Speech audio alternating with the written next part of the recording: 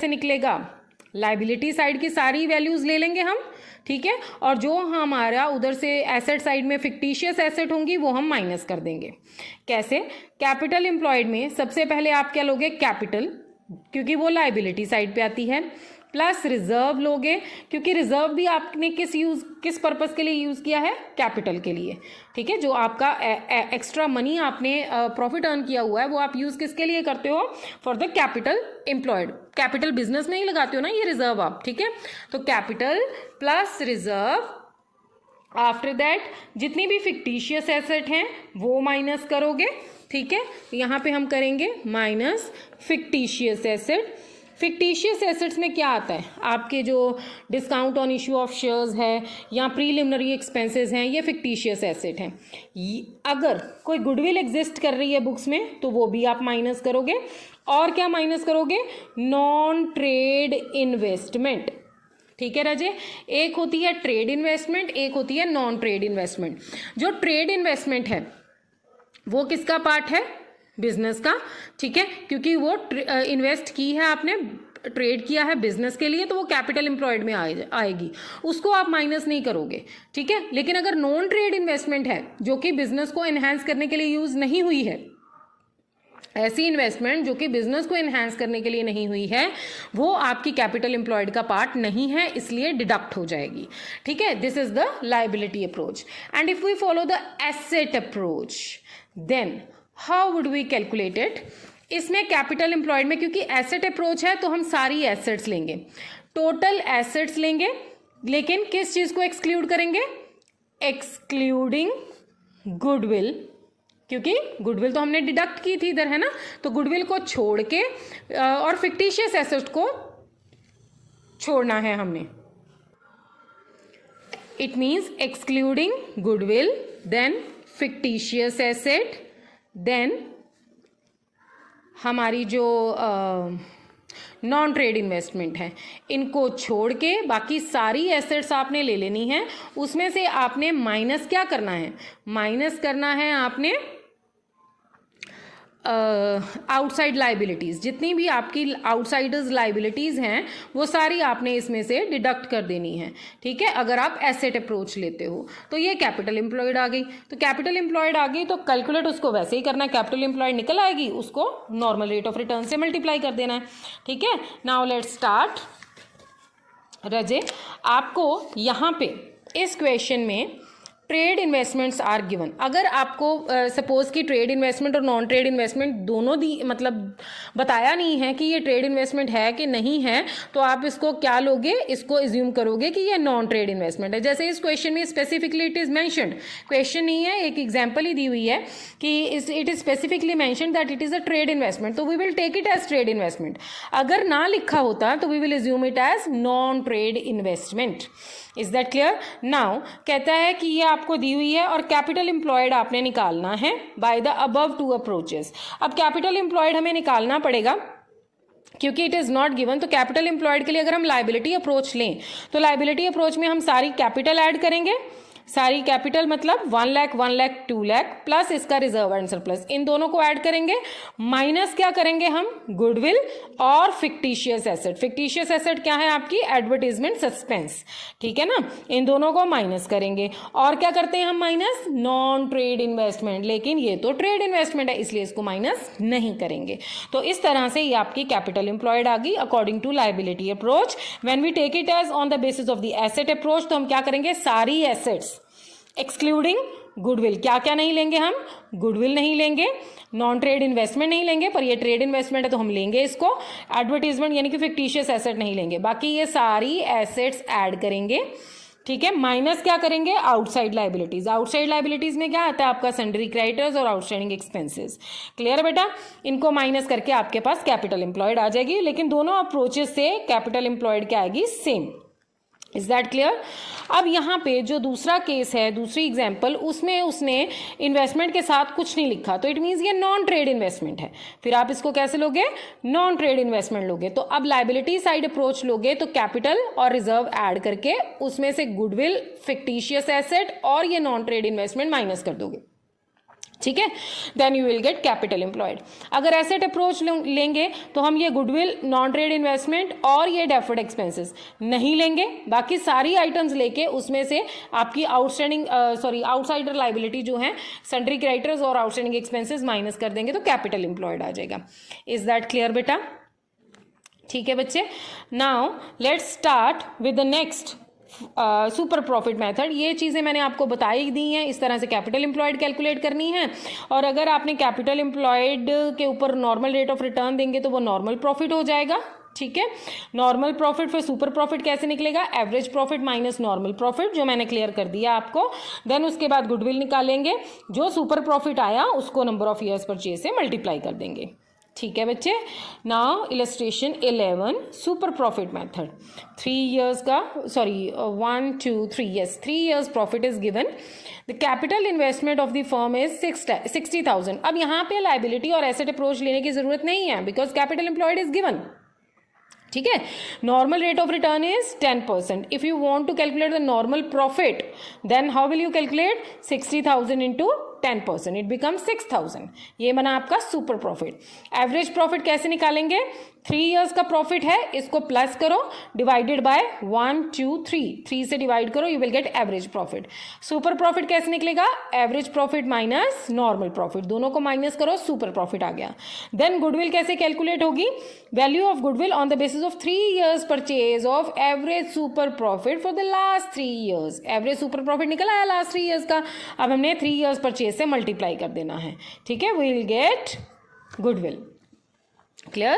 Now next is Alok and Akash are partners in Messrs Mega Enterprises. They admit Ashish as partner with effect from 1st April.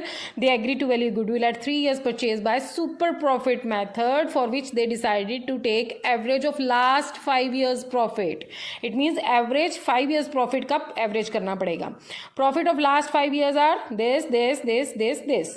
2015 में वो क्या कहता है? Including gain of 25,000 from the sale of fixed asset, it means it is abnormal gain। ठीक है, तो आप इसको लेस कर दोगे इसमें से, तो वो एडजस्टेड प्रॉफिट आपने लेना है। नेक्स्ट इधर 1,70,000 है, यहाँ पे इंक्लूडिंग एबनॉर्मल लॉस है, 50,000 का आपने माइनस किया हुआ है, इसको रिवर्स करो, प्लस कर दोगे 50,000, वो प्रॉफिट आपने लेना है।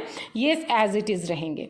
ठीक है, फिर आपके जो भी एडजस्टेड प्रॉफिट्स आए हैं उन सबको ऐड करके डिवाइडेड बाय 5 करोगे तो एवरेज प्रॉफिट निकलेगा। और नॉर्मल प्रॉफिट कैसे निकलेगा? Capital employed is given, normal rate of return 10% दिया है, तो ये 15 लाख है, तो 1,50,000 आपका नॉर्मल प्रॉफिट हो गया।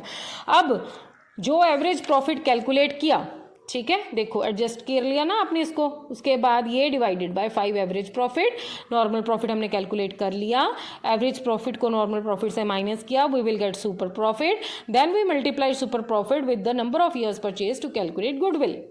Is that clear? Now next is average net profit of the home depot expected in the future is 54,000 per year. It means ये average net profit दिया हुआ है। The average capital employed in the business is 3 lakh। 3 lakh capital employed है बेटा। Normal rate of return invested in this class of business is 10%। It means आपका normal profit कैसे निकलेगा? Capital employed into rate of return। तो normal profit कितना निकला? 30,000। ठीक है, normal profit 30,000 है, average profit 54,000 है। आगे वो कह रहा है the remuneration of the partner is estimated to be 9,000 per annum। Remuneration भी देना था, ठीक है ना, वो दिया नहीं तो गलत किया ना, तो आप अब क्या करोगे? ये जो एवरेज नेट प्रॉफिट है इसको एडजस्ट कर दोगे, इसमें से ये सैलरी माइनस कर दोगे, तो आपके पास तब एवरेज प्रॉफिट आएगा। फिर उस एवरेज प्रॉफिट में से जो नॉर्मल प्रॉफिट हमने निकाला 30,000 वो माइनस करेंगे तो सुपर प्रॉफिट आएगा। फिर सुपर प्रॉफिट को आप कितने ईयर्स परचेज से मल्टीप्लाई करोगे? 2 years परचेज से टू गेट गुडविल। क्लियर बेटा? Next is illustration 14. Average profit earned by the firm is 75,000 which includes undervaluation of the stock। तो अगर undervaluation of the stock होता है तो हम लोग उसको क्या करते हैं, क्योंकि undervalue हो गया तो हम उसको प्लस कर देंगे। ठीक है, क्योंकि इसकी वैल्यू डिक्रीज हो गई है। ठीक है, तो 75,000 प्लस 5,000। ठीक, कैपिटल इन्वेस्टेड है 7 लाख, उसके ऊपर नॉर्मल रेट ऑफ रिटर्न तो 7%, तो नॉर्मल प्रॉफिट आ गया। फिर उस एवरेज में से नॉर्मल माइनस करो, you will get super profit, then calculated by 5 times of the super profit। It means you will multiply it by 5 to get goodwill। Clear beta? Next is over valuation. रजे जब under valuation of stock है तो आप add करते हो, जब over valuation of stock होगा तो आप क्या करोगे, उसको एवरेज प्रॉफिट में से माइनस करोगे। ओवर हो गया तो उसको माइनस कर दो, अंडर है तो उसको प्लस कर दो। Is that clear? उसके बाद कैपिटल इन्वेस्टमेंट दी हुई है, बाकी सिंपल ही है रजे, आप खुद करो। नेक्स्ट है आपका on 1 April 2018 a firm had assets of 3 lakh including cash of 5000।